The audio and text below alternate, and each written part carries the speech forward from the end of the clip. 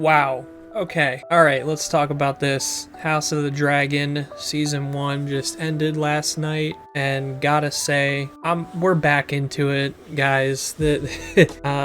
If you were very skeptical about this show, which I was because of the terrible ending of Game of Thrones, worry no more. I am going to say it. This is bringing us back to the roots of the Game of Thrones stuff. Everyone involved in this did a great job. I love all the actors. I love the little inside the episode things at the end of all the episodes. It really makes you believe that these people care about what they're making. As opposed to some other directors that we won't mention. So I would say right off the bat, if you liked Game of Thrones, the good Game of Thrones parts, you're gonna be right back in it with this. This is great. So the first thing I need to make clear, stop saying, oh, Game of Thrones sucked at the end, so this is going to suck at the end. Stop it. Just stop it. I don't know if you know this, but those people have been fired. They're not involved anymore. We have a whole new group of people who seem to care much more about the writing, which is kind of hard to come by these days. The creator of the books, George R. R. Martin, is actually involved in this. Everything that goes on is much more faithful to the source material.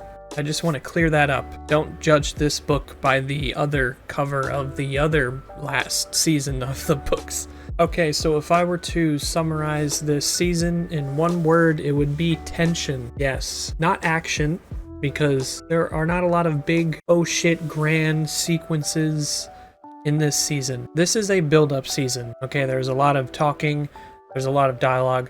There are still a lot of very cool highlights of this season that happened. Truly, it's build up to what is to come, which is the Dance of the Dragons, which is a whole everybody hates each other, let's kill each other, big action sequences, boom, fire, blood, all that. In order to truly have stakes and investment in these characters and things to come, you need some good build-up. Not exposition, build-up, and tension, which this season has a lot of. Whenever something big is about to go down, you're like, oh, okay, well this guy doesn't like him because of this reason, and oh, he really has a reason to cut his head off, and they might kill each other, and it's great. They managed to make this interesting and make me wanting more every week and week, even though it's just build-up. Like, how do you make build-up interesting? Watch this season. And that is probably the part that I respect most. It's very hard to do. I know you could probably think off the top of your head. Very terrible shows and bad writing, and how that alone can just ruin the entire experience. So much respect for this, the writers, the creators, everyone. Just don't fuck it up, okay? You got it going now. You know, going through this whole season and experiencing everything really makes me think of all of the bad shows we have nowadays. And when one good one like this comes by, don't take it for granted. I mean, when is the last time that you were looking forward to the next Sunday where the new episode will drop on a show?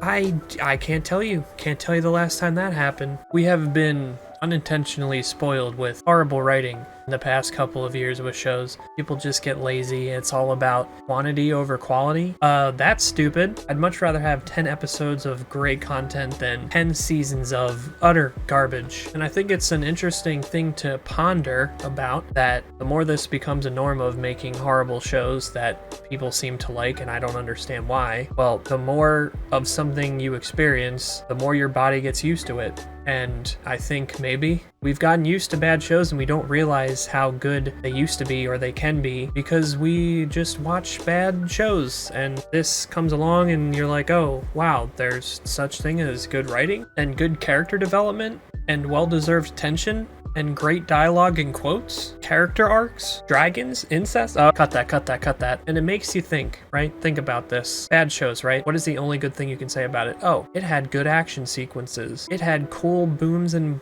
blow-ups and blood and all that stuff and killing. Whereas this show, it's like, it didn't have any of that, but it had all of the good stuff that we're missing out of shows these days, and it's a cool little topic of discussion you can think about. I don't know, I think it's interesting. Let me be clear though, there are cool moments in this season. There are deaths in this season, okay? There are oh shit moments. But what I'm trying to say is that's not the main focus of this show. It's not just about how cool somebody died, right? But like I said, this is build up. Next season and everything else that's to come, Oh, shit's about to go down. Literally, quite literally, the last shot of the episode, I was like, God damn it, they did it. We are at the tippity tip of the point of shit going down, and I'm so pumped for it. I don't really know if this is a review. I'm just kind of talking about how much I like I don't know, man. This is a review. I'm just talking about it.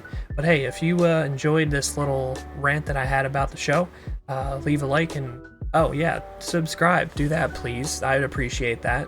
Let me know what you think about the show in the comments. And that's, yeah, that's it. Thank you. Bye-bye.